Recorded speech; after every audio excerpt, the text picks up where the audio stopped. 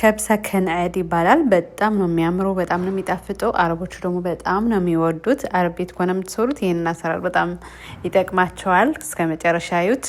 ቪዲዮ በላይክ እና በፈለው ጀምሩት። አሁን ወደ አሰራሩ ወስዳችኋለሁ። ይህን ይመስላል። አጥቤዋለሁ።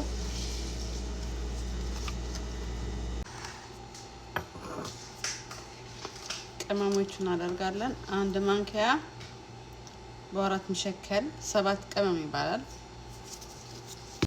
አንድ ማንኪያ ቀረፋ፣ አንድ ማንኪያ ድንብላል ወይም ደግሞ ከዝባራ ድንብላል ይባላል ብላችሁኛል ባለፈው። ድንብላል አንድ ማንኪያ፣ አንድ ግማሽ ማንኪያ እርድ አንድ ላይ አማስለዋለሁ።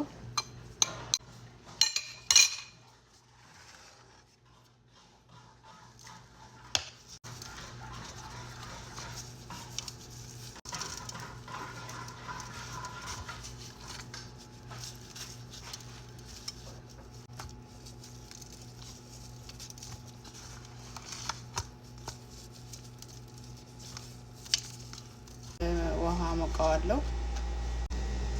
የማጂው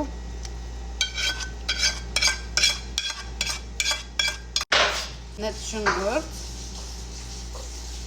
ሊሞን እና ትንሽ አንድ ማንኪያ የሚሆን ከሳልሳ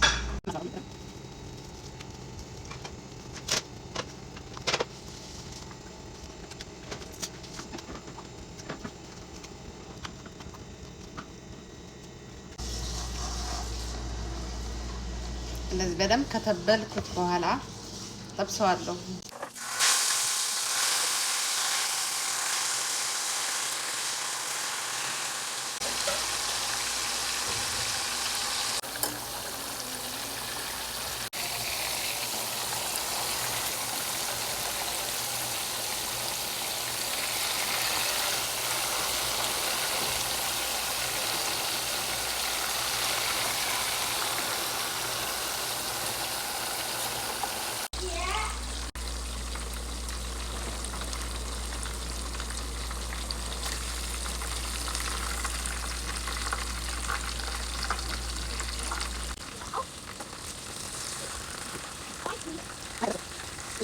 በስንበት ዘይት ትንሽ እናመጣና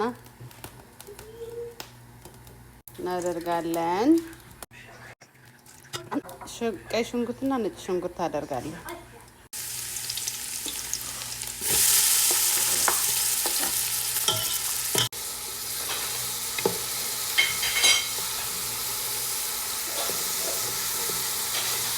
አሁን ሳልሳ አደርጋለሁ። ከዛ ቅመሞቹን እንደቀደም በአራት መሸከል ቀረፋ፣ ድንብላልና እርድ አንዳንድ ማንኪያ ከሁሉ ማለት ነው እናደርጋለን። ከዛ ሚክስ ቲማቲም፣ ከዛ ትንሽ ውሃ ጨምራለሁ። መጨረሻ ደግሞ ሎሚንና ቃሪያ፣ ይሄ ደግሞ የደረቀ ቃሪያ ማለት ነው። በርበሬ ነው የሚባለው። ከዛ ከዝባራ፣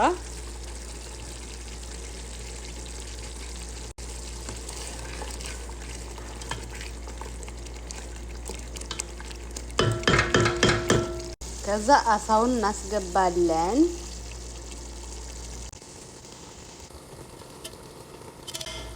ሁሉም አስገብቻለሁ።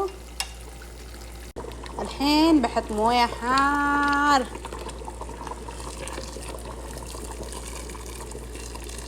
غطي ከድኜ 5 ደቂቃ እንዲበስል ተዋለሁ። ከዛ ሩዝ አስገባለሁ አውጥቼ ማለት ነው። አሳውን አውጥቼ ሩዝን አስገባለሁ። ከ5 ደቂቃ በኋላ አሳውን እንደዚህ አወጣዋለሁ። በፍቅር ነው የምትይዝ፣ ፈረስረስ ይላል። ሰው እንደዚህ አወጣዋለሁ።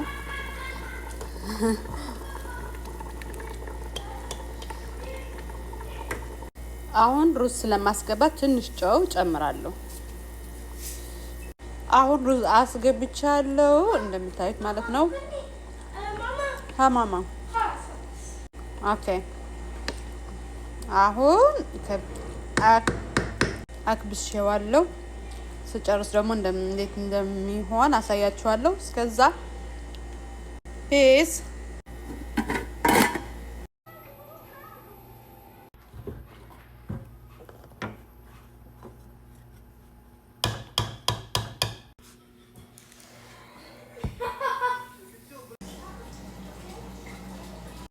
መጨረሻ እዚህ ይሄንን ይመስላል። እንዴት እንደሚያምር እዩት። ሩዙም አሳውም እንግዲህ የአረቦቹ ተወዳጁ ምግብ ይሄንን ይመስላል። ጨርሰናል። እንዴት እንደሚያምር እንዴት እንደሚጣፍጥ እና ደግሞ ለመስራት ቀላል ነው፣ ብዙ ጊዜ አይወስድም። ይሄንን ይመስል ነበር የዛሬ ቪዲዮ። ቀጣይ በሌላ ቪዲዮ እስከምንገናኝ ሰላማችሁ ይዛ ባይ።